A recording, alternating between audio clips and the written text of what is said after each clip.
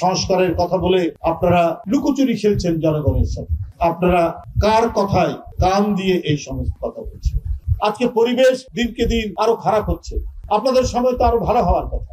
অনেকে বলেন গণপরিষদ আগে দিতে হবে।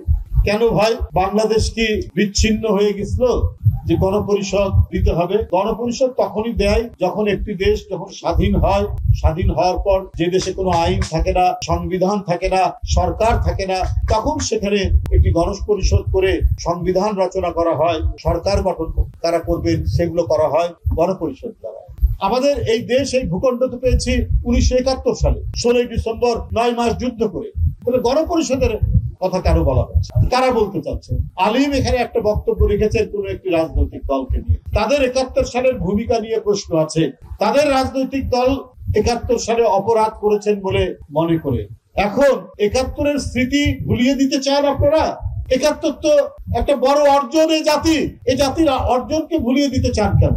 যে দ্বিতীয় স্বাধীনতার কথা বলেন, গণপরিষদের কথা বলেন, এগুলো যারা 71-এ যাদের ভূমিকা অত্যন্ত বিতর্কিত ছিল এবং যাদের রাজনৈতিক দল 71 সালে বিতর্কিত ভূমিকা, অপরাধমূলক ভূমিকা পালন করেছে, তারা না হয় তাদের সেই স্মৃতিকে ভুলিয়ে দেওয়ার জন্য এখন এই কথা বলছে। কিন্তু আজকে যারা বৈষম্য বিরোধী ছাত্র নেতা ছিলেন, নতুন রাজনৈতিক দল যারা করছেন, তাদের মুখ থেকে এই কথা বললে আমাদের কাছে কিন্তু এক ধরনের বড় প্রশ্ন দেখা। আপনারা কার কথায় কান দিয়ে এই সমস্ত কথা বলছেন? এই সমস্ত কথা বলা ঠিক হবে না। সংস্কারের কথা বলে আপনারা লুকোচুরি খেলছেন জনগণের সাথে। একবার বলেন ডিসেম্বর, একবার বলেন মার্চ, একবার বলেন জুন। কেন এই লুকোচুরি খেলা? অন্তর্বর্তীকালীন সরকার কেন এই লুকোচুরি করছেন? একবার বললেন যে ডিসেম্বরেই হবে, আবার বলছেন মার্চ, আবার জুন, আবার ডিসেম্বর। এটা কেন? সংস্কার তো চলমান প্রক্রিয়া। সংস্কার তো করবে, এর আইনি প্রক্রিয়া, এটা করবে জনগণের দ্বারা নির্বাচিত যে সংসদ, এবং যারা সরকারে আসবে তারা সংস্কারকে আইনীকরণ করবে। আপনারা সংস্কারের একটা প্রস্তাব দিতে পারেন। এদিকে 5ই আগস্ট থেকে 5 মাস, আর এদিকে যদি ডিসেম্বরও আমরা ধরি, তাহলে 1 বছর 5 মাসের মধ্যে কি কি সুপারিশ করা যায়, তো সেটা কি করা যায় না? সেটা তো নিশ্চয়ই করা যায়। তারপরে বিচারের কথা বলছে।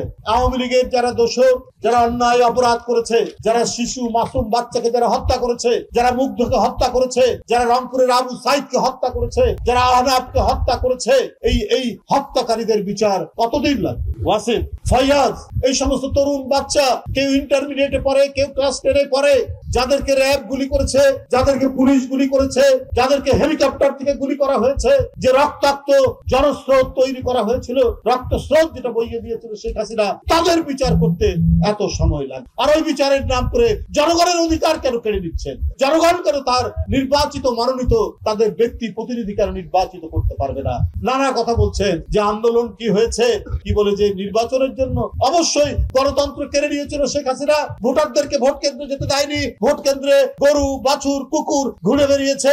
এই কারণে এই হারানো অধিকার ফিরে পাওয়ার জন্যই তো আন্দোলন সংগ্রাম, এবং এটা তো গণতন্ত্রের অপরিহার্য অংশ।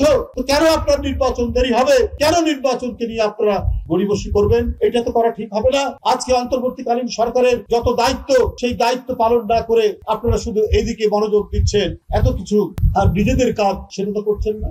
আজকে পরিবেশ দিনকে দিন আরো খারাপ হচ্ছে।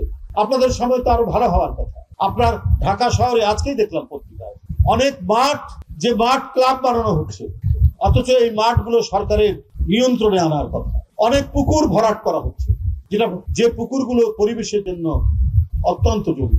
কই এগুলোর ব্যাপারে তো আপনারা কোনো পদক্ষেপ নিচ্ছেন না। মাঠ কি করে বিভিন্ন ক্লাবের দখলে চলে যায়, এরকম বহু কাজ, বহু কর্মকাণ্ড আছে। আমরা বলেছি আমরা আপনাদেরকে সমর্থন করব, কিন্তু যে কাজগুলো আপনারা অন্যায় করবেন বা জনগণ বিরোধী কাজের, আমরা তো সেটা সমালোচনা করবোই। আজকে চালের, আপনার যেটা খাবার চাল, একটু সরু চাল, তার দাম 85 টাকা হতে পারে। একজন রিক্সাওয়ালা কয় টাকা তার ইনকাম সারা দিনে? একটা মোটা চাল সেটা 65 থেকে 67 টাকা। কেন? আজকে রোজার মাস, মানুষ একটু ভালো খেতে চায়। একটা ব্রয়লার মুরগি তার প্রতি কেজিতে 10 টাকা করে দাম বাড়ছে। তো এগুলো তো সমালোচনা হবেই। তো সেগুলোর দিকে আপনার নজর দেন। আপনার সিন্ডিকেট ভাঙুন। আপনার আওয়ামী লীগের দোসররা আজকে বাজার নিয়ন্ত্রণ করে, আওয়ামী লীগের দোসররা আজকে হাট, ঘাট, মাঠ, টার্মিনাল তারা দখল করছে। বিভিন্ন জায়গায় তাদের কাছে প্রচুর কালো টাকা আছে, আর ওই কালো টাকা তারা ছড়াচ্ছে বিভিন্ন ভাবে। ওই আপনার প্রশাসন এদের বিরুদ্ধে কোনো ব্যবস্থা নেয় না। সেটা না নিয়ে বিএনপি, আমি কুমিল্লার মুরাদনগরে বিএনপির যুবদল, শ্রমিক দল, বিএনপির নেতাদেরকে গ্রেফতার করা হচ্ছে, কারণ মুরাদনগরে সরকারের একজন শক্তিশালী মানুষ, সেই মানুষের কথায় এসপি এবং মুরাদনগরের ওসিরা উঠা বসা করে। তো এটা অন্তর্বর্তীকালীন সরকার, তো নিরপেক্ষ সরকার, সেই সরকারের কোন ব্যক্তি তার কথাই যদি পুলিশ উঠা বসা করে এবং বিএনপির নেতা কর্মীকে গ্রেফতার করে, তাহলে তো হাসিনার চেয়ে পার্থক্য কি থাকলো সরকারের?